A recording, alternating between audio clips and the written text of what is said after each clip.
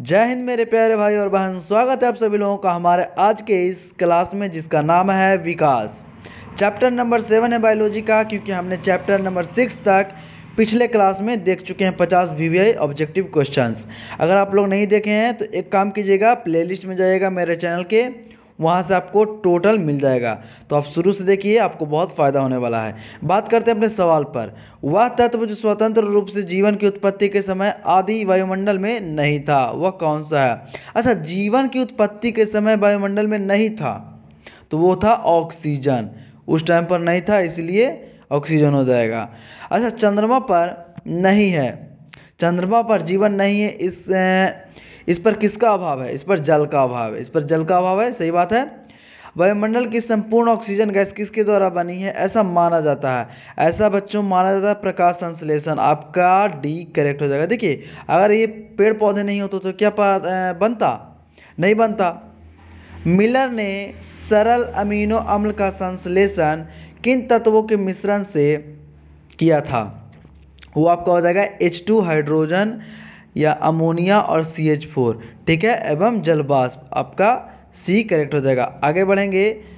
स्टर्नले, ध्यान से देखिएगा, स्टर्नले मिलर के एक विशेष उपकरण में आदि पृथ्वी जैसी दशाएं उत्पन्न करके मूलतः किसका संश्लेषण किया गया था?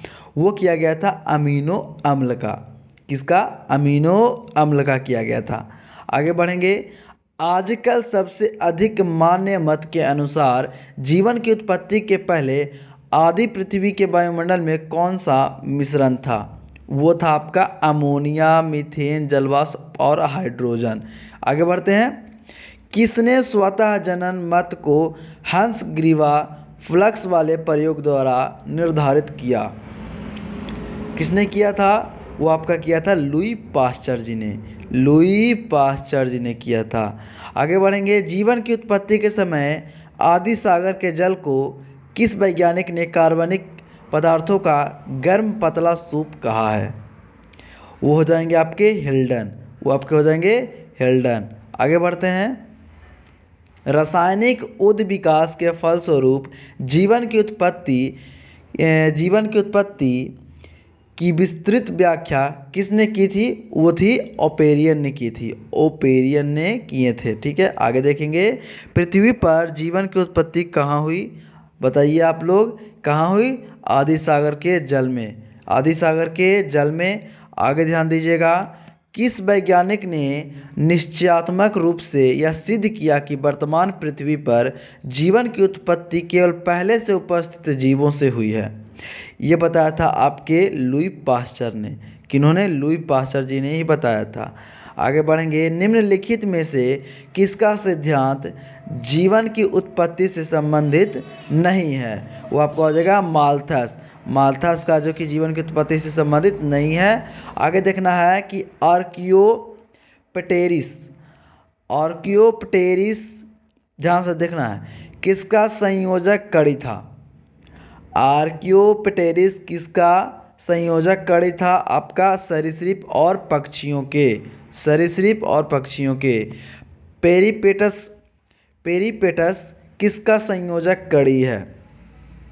बी, यानी कि एनेलिडा और ऑर्थोपोडा। एनेलिडा और ऑर्थोपोडा। प्रोटोजोअन, जिसमें पौधों और जंतुओं दोनों के लक्षण होते हैं, वह कौन सा जीव है? वह जीव हो जाता है आपका यूग्लिना। क्या हो जाएगा? यूग्लिना। आगे बात करेंगे। मानव शरीर का एक अवशेषी अंग कौन सा है? वो आपको होता है वर्मीफ्रॉम अपेंडिक्स। कौन होता है? मानव शरीर का एक अवशेषी अंग कौन सा हो जाएगा?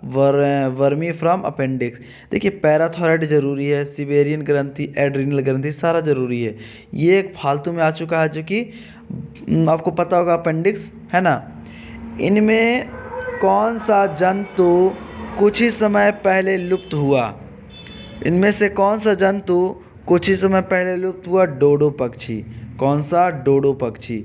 आगे बढ़ते हैं। समरूप अंग होते हैं, वो होते हैं उत्पत्ति में भिन्न, कार्य में समान। उत्पत्ति में भिन्न लेकिन कार्य में समान। आगे बढ़ें। विज्ञान की वह शाखा जिसमें जीवाश्मों का अध्ययन किया जाता है, उसे क्या कहते हैं? उसे हम लोग कहते हैं पैलियोंटोलॉजी। पैलियोंटोलॉजी। आगे बढ़ते हैं। देखिए, गैलापक द्विसमूह किस वैज्ञानिक से संबंधित है? गैलापक द्विसमूह वो संबंधित है डार्विन जी से। आपका डार्विन सही हो जाएगा। आगे देखिए, जीवाश्मों की आयु निर्धारित करने के लिए किसका उपयोग किया जाता है? वो किया जाता है रेडियोधार्मिक कार्बन शेष की मात्रा का पता करके। इसी विधि से उपयोग करके जीवाश्मों की आयु का पता लगाया जाता है। डार्विन की सबसे बड़ी कमजोरी इनमें से किसकी व्याख्या की कमी थी? क्या थी? किसकी कमी थी? वो आपको हो जाएगी सी, यानी कि विभिन्नताओं के बारे में। विभिन्नताओं के बारे में। आगे चलते हैं। कौन सा सिद्धांत डार्विन के नाम से जुड़ा है? योग्यतम की उत्तरजीविता। योग्यतम की उत्तरजीविता। आगे देखेंगे कि अंगों का कम या अधिक उपयोग अथवा उपार्जित लक्षणों की वंशागति का सिद्धांत किसने दिया था? वो दिया था आपका ये लैमार्क जी ने। क्या दिया था? लैमार्क जी ने दिए थे। आगे देखते हैं। जीव जातियों की उत्पत्ति नामक पुस्तक को किस सन में लिखा गया? वो लिखा गया था 1859, 1859। उत्परिवर्तन का प्रतिपादन किसने किया था? वो किया था Hugo de bridge. Hugo de bridge. आगे है, नव डार्विनवाद के अनुसार कौन सा कारक जैव विकास के लिए जिम्मेदार है? वह है आपका जीन परिवर्तन एवं प्राकृतिक चयन। जीन परिवर्तन एवं प्राकृतिक चयन। बात करते हैं आगे। जनन द्रव्य की निरंतरता का सिद्धांत किसने प्रतिपादन किया था? किन्होंने किया था? आपका बीजमान। किन्होंने? बीजमान ने किया था। मेरा जो मोटिवेशन है थोड़ा अभी डाउन हो चुका है, थोड़ा तबीयत बिगड़ा हुआ है, इसलिए एक बात बताना चाहता हूँ। जो भी बच्चे का अगर कंप्लीट नहीं है बायोलॉजी, एक काम करिएगा कि अपना आपको नोटबुक लेकर के बस नोट करते चलना है। ज़्यादा तामझाम नहीं, का समय भी कम बच चुका है। ये तो बस उन बच्चों के लिए है जो कि पढ़ करके आए हैं अच्छे ढंग से, उनको प्रैक्टिस की ज़रूरत है। डार्विन किस जहाज़ से यात्रा किए थे? डार्विन जो है किस जहाज़ से यात्रा किए थे?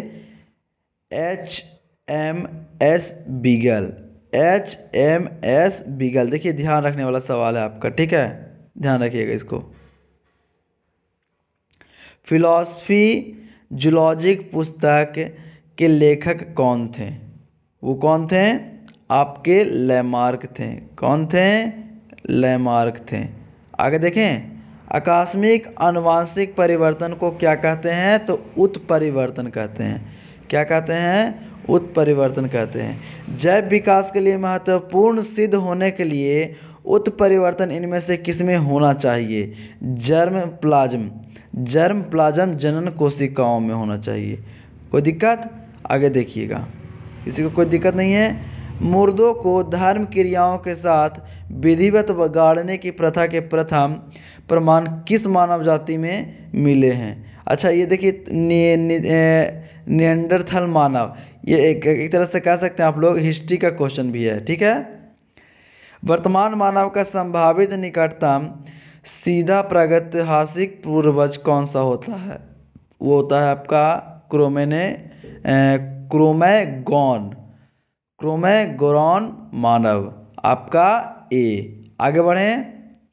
जावा या कपी मानव की कपाल गुहा का औसतन आयतन कितना था? वो आपका लगभग 900 सीसी। 900 सीसी। कितना? 900 सीसी। आगे है, जावा कप मानव की खोज करने वाले वैज्ञानिक कौन थे? आपके डुबॉय थे। आपके डुबॉय थे। आगे बढ़ें। कौन सा लक्षण मानव विकास की दिशा में नहीं था? आपका हो जाएगा वस्तु को पकड़ने योग्य पूंछ। आगे देखते हैं। होमो इरेक्टस किसका वैज्ञानिक नाम है? होमो इरेक्टस किसका वैज्ञानिक नाम है? अरे ये नाम है पैकिंग एवं जावा मानव का। पैकिंग एवं जावा मानव का। मानव का वह पूर्वज जो सबसे पहले 2 पैरों पर सीधा खड़ा होकर चला था, वह कौन है? ये है आपका ऑस्ट्रेलियोपिथेकस। ऑस्ट्रेलियोपिथेकस। प्लास्टोसिन युग के अंतिम चरण में पृथ्वी पर वास करने वाली प्राग ऐतिहासिक मानव जाति कौन सी थी? आपकी नियंडरथल मानव। नियंडरथल मानव। आगे देखना है, किस प्राग ऐतिहासिक मानव में कपाल गुहा वर्तमान मानव की कपाल गुहा के लगभग बराबर थी? वो थी नियंडरथल मानव की। नियंडरथल मानव की। आगे देखिएगा, शिलाओं पर रंगीन चित्रकारी करने का प्रथम प्रमाण किस मानव ने दिया था? तो वो है क्रोमैग्नॉन। क्रोमैग्नॉन मानव। ठीक है। आगे देखना है, अग्नि का प्रथम प्रयोग करने वाले प्राग ऐतिहासिक मानव कौन थे? वो आपके थे यानी जावा मानव। कौन थे? जावा मानव। कौन थे? जावा मानव। आगे देखना है, कपाल गुहा का आयतन सबसे अधिक किसमें था? वो आपका था कपाल गुहा का आयतन क्रोमैग्नॉन मानव में। क्रोमैग्नॉन मानव में। प्राणी जिसे मानव ने सबसे पहले पालतू बनाया था वह क्या था? कुत्ता था। कुत्ता था। लगभग ये सारा हिस्ट्री टाइप का क्वेश्चन आ रहा है। अर्जित गुणों के वंश गति का सिद्धांत किसने दिया था? ये आपके दिए थे लैमार्क और ट्रेविरेनस। ठीक है। आगे देखना, पूर्ण वृद्धि का सिद्धांत किसने प्रतिपादित किया था? हेकेल ने। किसने? हेकेल ने।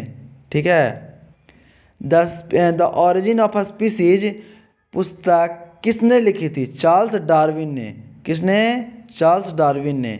नई प्रजातियों के निर्माण का महत्वपूर्ण कारक क्या है? आपका उत्परिवर्तन है। क्या है? उत्परिवर्तन है। चलिए आगे देखिएगा, वास्तविक केंद्रक किसमें नहीं पाया जाता है?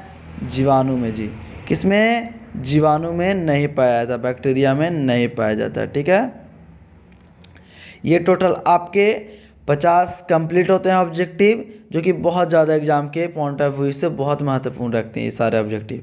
वैसे मैंने आपको जितने सारे चैप्टर के ऑब्जेक्टिव करवा दिए हैं ना, टोटल अभी 7 हो चुके हैं।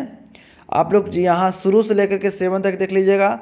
आपको देखिएगा, जब भी आप कभी भी किसी एग्जाम या फिर सेंटअप एग्जाम में कोई भी बुक से लगाइएगा ना क्वेश्चन प्रैक्टिस, तो आपको देखना 100% आपको यहीं से आएगा। हल्का हल्का आपको लगेगा कि हाँ उस क्लास में मैंने देखा था वही चीज़ यहाँ पर भी है। बात आ रही समझ में? आपको बस ऐसा थोड़ी है, मैंने हर बार बोल रहा हूँ मैं कि आपको हर एक चैप्टर से 300-400 क्वेश्चन ऑब्जेक्टिव ऐसे नहीं देता है। भले ही उतना ऑब्जेक्टिव एक चैप्टर से निकल जाए, लेकिन सबसे एग्जाम वाला देगा क्या? 2 ऑब्जेक्टिव देगा, किसी से 1 देगा, किसी से 3 ऑब्जेक्टिव निकाल कर देगा। हर चैप्टर से अलग अलग क्वेश्चन निकाल करके एग्जाम में देगा। तो ठीक है, ऐसा नहीं करना। बाकी आपको मैंने जितना 50-50 करवा रहा हूँ ना, बहुत इनफ है, उतना बहुत काफ़ी आप लोगों के लिए। बस मन से पढ़ते रहिए। मिलते हैं आपसे नेक्स्ट चैप्टर 8 के साथ में। तब तक के लिए मन लगा करके पढ़ते रहिए।